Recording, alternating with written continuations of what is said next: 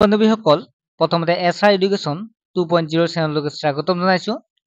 এই চেনেলটো আৰম্ভ কৰিছো যে এডিআৰই বিশেষকৈ গ্ৰেড 4 ৰ কাৰণে যেটো সমাজ বিজ্ঞানৰ সিলেবাসখন আছে, সমাজ বিজ্ঞানৰ আমি ইম্পৰ্টেন্ট খিনি চাম, যিখিনি পাঠ ক্লাস যেটো সমাজ বিজ্ঞান বুলি কওঁতে আমি 6 ৰ পৰা ক্লাস 10 লৈকে চাব লাগিব।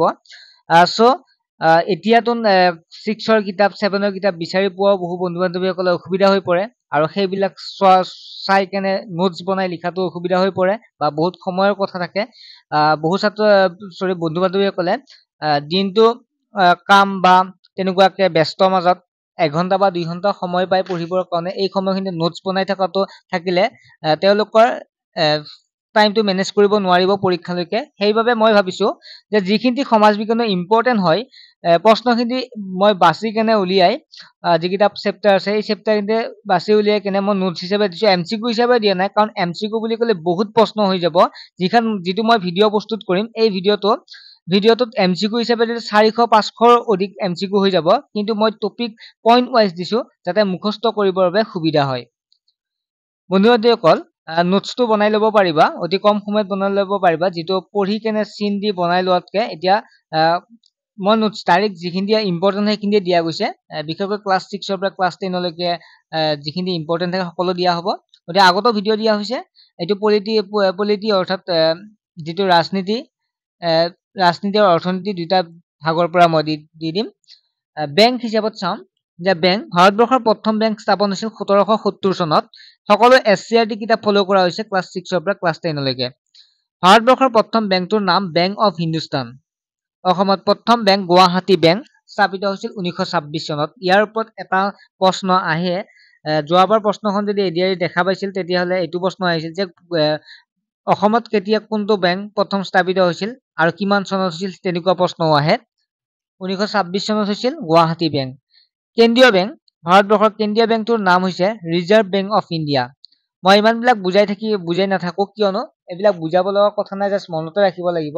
যেহেতু এইবিলাক 2-3 বাৰ ক'বলৈ গৈ আপোনালোকৰ সময়টো মই নষ্ট নকৰো, ডাইৰেক্ট মই কৈ গৈছো, আপোনালোকে লিখি ল'ব পাৰে বা শুনি কেনে মুখস্থ কৰিব পাৰে। 1935 চন এই বেংকটো প্ৰতিষ্ঠা হৈছিল, ভাৰতৰ ৰিজাৰ্ভ বেংক, যেটো কেন্দ্ৰীয় বেংক। কাগজী মুদ্ৰা ছপাব পৰা একমাত্ৰ বেংকটো হৈছে ৰিজাৰ্ভ বেংক অফ ইণ্ডিয়া। বাণিজ্যিক বেংক, ভাৰতৰ কেইটামান বাণিজ্যিক বেংক হ'ল SBI, যাৰ ফুল ফৰ্ম হৈছে state bank of India, UCO, United commercial bank, ইয়াত ডিটো লগোৱা নাই, সেইটো তোমালোকে লগাই ল'বা। PNB, যাক Punjab national bank, BOB, bank of Baroda, এইবিলাক হৈছে বাণিজ্যিক বেংক। ব্যক্তিগত খণ্ডৰ বেংক যদি আমি চাওঁ, ICICI, HDFC, Kotak Mahindra bank. এনেকুৱা এটা পৰীক্ষাও অহা গৈছিল যে কোনটো ব্যক্তিগত খণ্ডৰ বেংক, তেনেকুৱাকে আছিল Kotak Mahindra bank, SBI, PNB এনেকুৱাকে আছিল, আৰু এনসাৰটো হ'ব কোটাক মহিন্দ্ৰা বেংক। গতিকে ইয়াত ইটো ইম্পৰ্টেন্ট হয়, চাই যাব। বেংকত 3 ধৰণ একাউণ্ট খুলিব পাৰি: current account, saving account, fix account. সমবায় বেংক, এই বেংকত কম সুদৰ হাৰত দুখীয়া খেতিয়ক, শিপিনী, ক্ষুদ্ৰ উদ্যোগপতি আদিলৈ ঋণ যোগান ধৰে। নেক্সট বেংকটো হৈছে ৰাষ্ট্ৰীয় কৃষি আৰু গ্ৰাম্য উন্নয়ন বেংক, যাক আমি যদি শৰ্ট ফৰ্মত কওঁ নাবাৰ্ড বেংক বুলি কম, নাবাৰ্ড। এই বেংকটো 1982 চনত প্ৰতিষ্ঠা হৈছিল। এই বেংকৰ ঋণসমূহ হস্তকালীন 18 মাহৰ বাবে, দীৰ্ঘকালীন 25 বছৰৰ বাবে হয়। যে নাবাৰ্ড বেংক কেতিয়া প্ৰতিষ্ঠিত হৈছিল এইটো পৰীক্ষাত অহা দেখা যায়।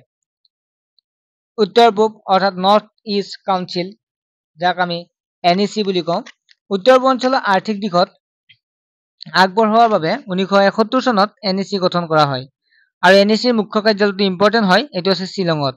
উত্তৰ পূৰ্বাঞ্চলৰ আটাইবোৰ মুখ্যমন্ত্ৰী ৰাজ্যপালৰ মাজৰ পৰা ৰাষ্ট্ৰপতিয়ে এজন অধ্যক্ষ হিচাপে মনোনীত কৰে। NEDFi, north east development finance corporation limited. নেটফিৰ মুখ্য কাৰ্যালয় হৈছে গুৱাহাটী, আৰু এইটো বেংক হৈছে 1995 চনত প্ৰতিষ্ঠা হৈছিল। নেক্সট এটা ইম্পৰ্টেন্ট চেপ্টাৰ আছিল ক্লাছ 8ত, গ্ৰাহক সজাগতা, অধিকাৰ আৰু সুৰক্ষা। ইয়াত MRP মানে হৈছে maximum retail price. MRP full form হৈছে maximum retail price. Agmark, Agmark এই চিহ্ন আমাৰ দেশৰ কৃষিজাত আৰু উৎপাদিত সামগ্ৰীত ব্যৱহাৰ কৰা হয়, যেনে তেল, মাখন, আটা, ময়দা, খোৱা তেল আদিত ব্যৱহাৰ কৰা হয় এগমাৰ্ক চিহ্নটো। ISI, ব্যৱহাৰযোগ্য শিল্পজাত সামগ্ৰী ব্যৱহাৰ কৰা হয়। বন্ধুসকল, আপোনালোকে দেখাই পাইছে যে ISI মাৰ্কটো বিভিন্ন 3 পাৰ্ট যেনেকৈ ৰড, প্ৰেছাৰ কুকাৰ, ষ্টীলৰ বাচন বৰ্তন এই ISI ব্যৱহাৰ কৰা হয়। হলমাৰ্ক মূল্যৱান ধাতু যেনে সোণ, ৰূপ, প্লেটিনামেৰে তৈয়াৰী অলংকাৰত ব্যৱহাৰ কৰা হয়।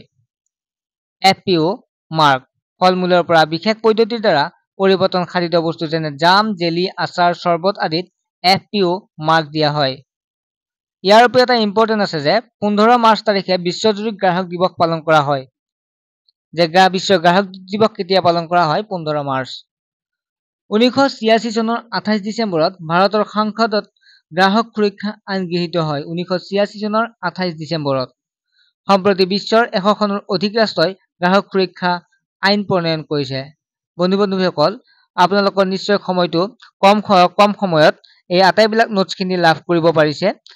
আশা কৰোঁ ভিডিঅ'টোৰ জৰিয়তে কিছু হ'লেও উপকৃত কৰিছে। যদি উপকৃত কৰিছে চেনেলটো ছাবস্ক্ৰাইব কৰিবলৈ অনুৰোধ জনালো। আৰু ভিডিঅ'টো যদি ভাল পাইছে লাইক কৰিব আৰু কিবা কুৱেশ্যন আনচাৰ লাগিলে কমেণ্ট ছেকশ্যনত কমেণ্ট কৰি জনাবা।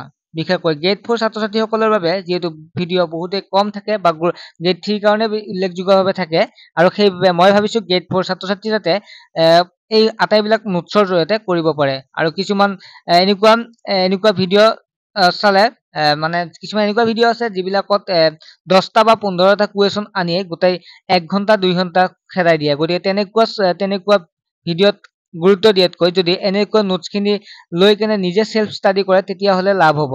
গতিকে বন্ধু-বান্ধৱীসকল যিহেতু সময় নাই, গতিকে অবাবত সময়বিলাক নষ্ট নকৰি নোটছখিনি কৰি কেনে মুখস্থ কৰিবলৈ লওক।